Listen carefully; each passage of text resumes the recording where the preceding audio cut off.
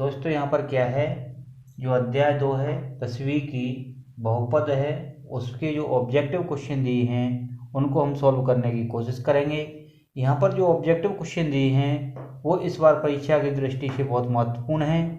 इसी तरह दोस्तों आपको इसके बाद अध्याय 3, अध्याय 4 और 10वीं मैथ के सभी ऑब्जेक्टिव क्वेश्चन मिलेंगे। यहाँ पर पहला क्वेश्चन दिया है, यदि किसी द्विघात बहुपद, द्विघात का मतलब जिसकी घात 2 हो, का एक शून्यक -3 है तो k का मान होगा। बहुपद दिया है k-1 into x square plus के एक्स प्लस 1। इसमें क्या है, हमको k का मान ज्ञात करना है। तो दोस्तों शून्यक का मतलब होता है इस पूरे बहुपद का मान किसके बराबर हो, शून्य के बराबर हो। जैसे यहाँ पे दिया है k-1 एक्स स्क्वायर, एक्स का मान कितना है -3 का square plus k into -3 plus 1 equal to 0। माने जहाँ जहाँ x था उसकी जगह क्या रख देंगे हम, -3। तो यहाँ पर k-1, दोस्तों यहाँ पे देखिए -3 का वर्ग +9 होगा, 9 से k में गुणा करेंगे 9k आ जाएगा।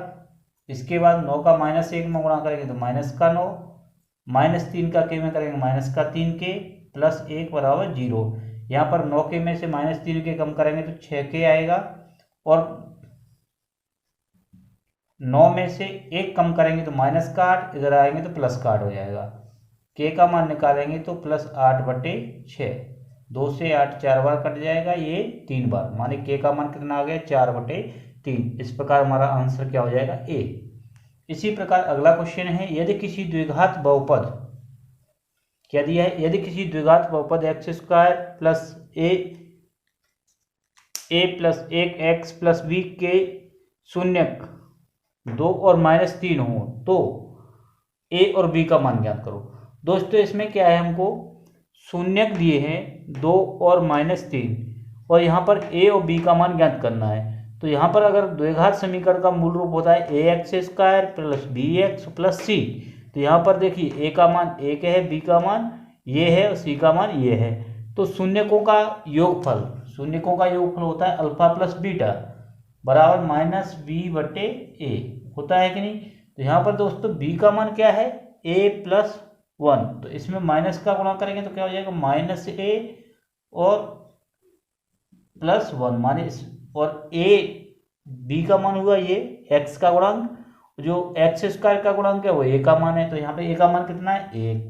ये होता है शून्यकों का योगफल, माने इन दोनों को जोड़ देंगे, माने -3 में 2 को जोड़ देंगे।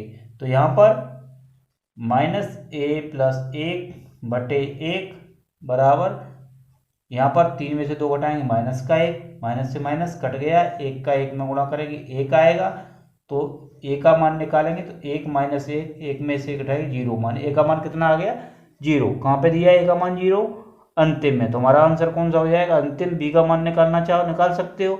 शून्यकों का गुणनफल क्या होता है, c का मान गुणनफल कर देंगे, c का मान यहाँ पे कितना दिया है b, और a का मान 1, तो b/1 बराबर गुणनफल माने 3 का 2 में गुणा करेंगे -6, b का मान कितना आ गया -6। आंसर कौन सा हो जाएगा इसमें से, d।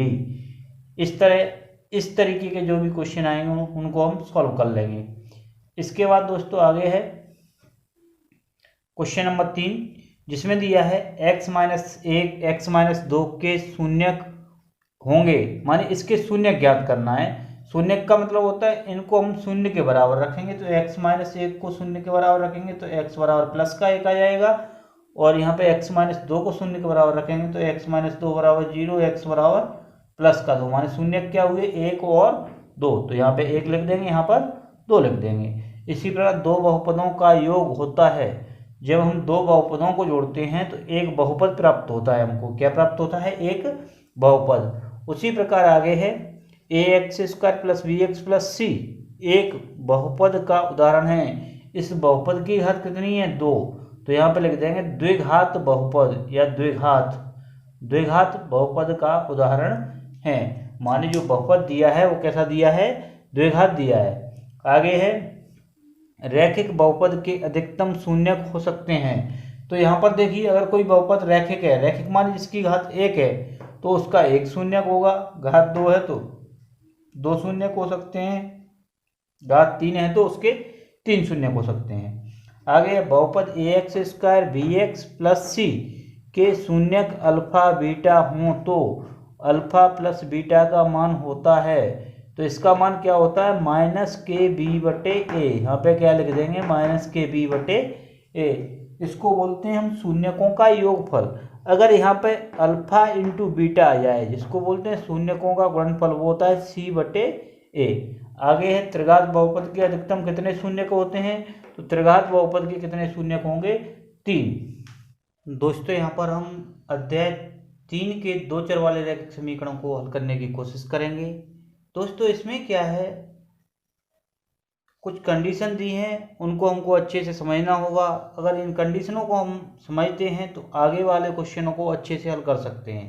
जैसे पहली कंडीशन है a1/a2 बराबर नहीं है b1/b2 हो तो युग्म संगत होते हैं, इनका अद्वितीय हल होता है, रेखाएं एक बिंदु पर प्रच्छेद करती हैं। अब इन कंडीशनों को हमको अच्छे से समझना है और याद भी करना है। यहाँ पर अगर 2 रैखिक समीकरण दिए हैं, उसमें a1/a2 बराबर नहीं है b1/b2, तो क्या होगा, निकाय का एक अद्वितीय हल होगा, युग्म संगत होंगे और रेखाएं प्रच्छेद करेंगी। इसी प्रकार यदि a1/a2 बराबर b1/b2 बराबर c1/c2 हो तो युग्म संगत होंगे, इनके अपरिमेय रूप से अनेक हल होंगे, रेखाएं संपाती होंगी। इसी प्रकार a1/a2 बराबर b1/b2 बराबर नहीं है c1/c2, तो युग्म असंगत होंगे, इनका कोई भी हल नहीं होगा, रेखाएं समांतर होंगी। देखो दोस्तों, प्रच्छेद का मतलब होता है जैसे अपन इनका ग्राफ खींचेंगे तो ऐसे रेखाएं एक दूसरे को काटेंगी, और संपाती का मतलब होता है जैसे ग्राफ में कोई एक रेखा ऐसी है तो उसी पर दूसरी रेखा उसी के ऊपर खींची जाएगी, तो इसको बोलते हैं अपन संपाती। और समांतर का मतलब होता है पैरेलल, माने रेल की पटरी की तरह, इसको बोलते हैं हम समांतर। तो ये तीनों कंडीशन है हमारी, ये अच्छे से हमको याद होनी चाहिए। ये कंडीशन कब बनती हैं, जब हमको 2 चर वाले 2 रैखिक समीकरण दिए होते हैं तो उनमें ये कंडीशन बनती हैं। इसमें क्या है, हमको इन कंडीशनों को पहचानना है और इस तरीके के वस्तुनिष्ठ क्वेश्चन आएंगे उनको सॉल्व करना है। जैसे यहाँ पर a1/a2 समझे हैं बराबर नहीं है b1/b2, अद्वितीय हल होगा, निकाय संगत होंगे, रेखाएं प्रच्छेद करेंगी। उसी प्रकार a1/a2 बराबर b1/b2 बराबर c1/c2, निकाय संगत होंगे, अपरिमेय रूप से अनेक हल होंगे, रेखाएं संपाती होंगी। उसी प्रकार यदि a1/a2 बराबर b1/b2 बराबर नहीं है c1/c2, तो युग्म असंगत होंगे, इनका कोई भी हल नहीं होगा, रेखाएं समांतर होंगी। इसके बाद दोस्तों इन्हीं पर आधारित ये क्वेश्चन दिए गए हैं, उनको हम सॉल्व करेंगे। जैसे क्वेश्चन नंबर 2 का पहला क्या है, समीकरण युग्म x + 2y + 5 एवं -3x - 6y + 1 बराबर 0 होंगे, तो इसमें दिया क्या कंडीशन होगी, अद्वितीय हल होंगे। तो इसमें क्या करेंगे, देखिए x का गुणांक किसका मान होता है, a1 का, कितना दिया है 1 बटे, दूसरे समीकरण में x का गुणांक a2 का मान कितना है -3 बराबर x का गुणांक कितना है 2 बटे, दूसरे समीकरण में -6 बराबर x का गुणांक कितना है 5 बटे 1। हाँ, 2 से 6 कट गया 3 बार, एक बार, माने यहाँ भी 1/3 है, ये इसके बराबर है लेकिन ये इसके बराबर नहीं है। कौन सी कंडीशन बन रही है हमारी, तीसरी वाली, माने a1/a2 बराबर b1/b2 बराबर नहीं है c1/c2। तो अब यहाँ से अपन इसको निकाल सकते हैं। ये क्या पूछा है उसमें, एक अद्वितीय हल होगा, नहीं है, एक अद्वितीय हल की कंडीशन तो ये है, 2 निश्चित हल होंगे, अनेक हल होंगे, अनेक हल की कंडीशन ये है, तो कोई हल नहीं होगा। कंडीशन कौन सी है हमारी, तीसरी वाली, जिसका क्या बोलते हैं अपन, कोई हल नहीं होगा। ये आंसर होगा इसका हमारा डी। क्या आंसर हो जाएगा, डी। अगला है के के किस मान के लिए समीकरण संपाती रेखाएं प्रदर्शित करता है। संपाती का मतलब होता है पैरेलल, माने एक दूसरे के ऊपर। संपाती का मतलब क्या होता है, जैसे अभी हम पढ़े थे a1/a2 बराबर b1/b2 बराबर c1/c2, माने रेखाएं कैसी होंगी, संपाती होंगी। 3x माइनस वाई प्लस 8 और यहाँ पर 6x माइनस के वाई बराबर माइनस 16। अब इसमें कह रहा है रेखाएं संपाती प्रदर्शित करता है तो के का मान ज्ञात करो। संपाती का मतलब होता है क्या, a1/a2 बराबर b1/b2 बराबर c1/c2। तो यहाँ पर a1 का मान कितना है 3, b1 का मान कितना है -1 और c1 का मान कितना है 8 बटे में a2 का मान 6 और b2 का मान -k और c2 का मान देखिए -16 डल लाएंगे पश्चात करके प्लस का हो जाएगा प्लस के 16, माइनस से माइनस कट गया, के का 3 में गुणा करेंगे 3k बराबर 6 कम 6 3 से 6 कट जाएगा 2 बार, माने आंसर कौन सा हो गया सी। इसी प्रकार इन दोनों को भी ले सकते हैं अपन बराबर में, तब भी आंसर आ जाएगा हमारा 2 ही आएगा। जैसे 1/k बराबर 8/16, यहाँ 8k हो जाएगा, 8k बराबर 16, 8 से 16 कट जाएगा 2 बार, माने तब भी आंसर कितना आएगा 2। अब अगला क्वेश्चन है हमारा, यदि x बराबर a और y बराबर b समीकरण युग्म x माइनस वाई बराबर 2 एवं x प्लस वाई बराबर 4, तब a और b का मान होगा।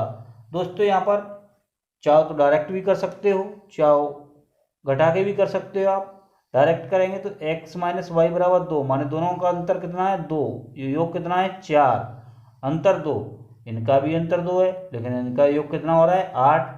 तो ये आंसर हमारा, ये भी नहीं होगा, ये भी नहीं होगा, योग कितना आना चाहिए 4, 3 1 4 अंतर 2, ये आंसर कौन सा हो जाएगा सी। इनका भी योग 4 आ रहा है लेकिन माइनस में आ रहा है, किस में आ रहा है माइनस में, ये भी नहीं होगा, इसलिए आंसर कौन सा होगा सी। ऐसे यहाँ पे भी है। अगला क्वेश्चन, 2 अंकों की संख्याओं के अंकों का योग 9 है, यदि इसमें 27 जोड़ दिया जाए तो संख्या के अंक उलट जाते हैं, तो ये संख्या है। दोस्तों अंकों का योग 9 कौन कौन सी है, 5 और 2 7, इसका तो नहीं है, 7 और 2 9, 6 3 9, 6 3 9। दोस्तों इसमें कितना जोड़ा अपन 27, अगर 72 में अपन 27 जोड़ दें तो 7 और 2 9, 7 और 2 99 हो जाएगा, माने 72 के अंकों को पलट 27 आएगा, इसलिए ये भी नहीं है। इसी प्रकार 63 में अगर 27 जोड़ें तो 7 3 10 6 2 8 1 9 हो जाएगा, माने ये भी 90 हो रहा है, माने 63 के अंकों को पलटाएंगे कितना आएगा 36, माने ये भी संख्या नहीं है। आंसर क्या होगा हमारा 36, डी बचा है। 3 क्रॉस होने के बाद कौन सा बचा है डी। देखिए दोस्तों इसको भी सोल्व कर लेते हैं अपन। 36 में अगर 27 जोड़ देंगे तो 6 6 12 13 3 आंसर 3 2 5 1 6, कितना हो गया 63। आंसर सी डी हमारा सही है। यहाँ पर दिया है क्वेश्चन नंबर 3 में, एक ऐसा समीकरण जिसका आलेख एक सरल रेखा होता है खाली स्थान समीकरण कहलाता है, तो उस समीकरण को हम क्या बोलते हैं, रैखिक समीकरण बोलते हैं। क्या, रैखिक। दूसरा दिया है x एवं y एक युग्म x y माने x y जो दिए हुए समीकरण ax plus B Y plus C बराबर 0 को संतुष्ट करता है, उस समीकरण का कहलाता है। माने जो एक्स वाई हैं अगर इस समीकरण को संतुष्ट करते हैं तो ये इसके क्या कहलाएंगे, हल बोलते हैं। इनको क्या बोलते हैं, हल कहलाते हैं। तीसरा है, जब किसी समीकरण निकाय का कोई भी हल नहीं होता है तब निकाय कहलाता है। तो निकाय क्या कहलाता है, तब निकाय असंगत निकाय कहलाता है। फर्स्ट में अपन पढ़े थे तीसरी वाली कंडीशन, जब कोई हल नहीं होगा तो निकाय क्या कहलाएगा, असंगत कहलाएगा। अगला है समीकरण x प्लस 2y बराबर 5 में यदि x का मान 1 रखें और y का मान 2 होगा, यदि x का मान 1 रखेंगे तो y का मान कितना आएगा 2, तो ये क्या हो जाएगा, सत्य हो जाएगा। और ax plus B Y plus C बराबर 0 प्रकार के समीकरण रैखिक युगपत समीकरण, माने इन समीकरणों को क्या बोलते हैं अपन, रैखिक समीकरण। जो चैप्टर पढ़ रहे हैं वो भी रैखिक समीकरण के नाम से, इसलिए इसका आंसर क्या होगा, रैखिक समीकरण।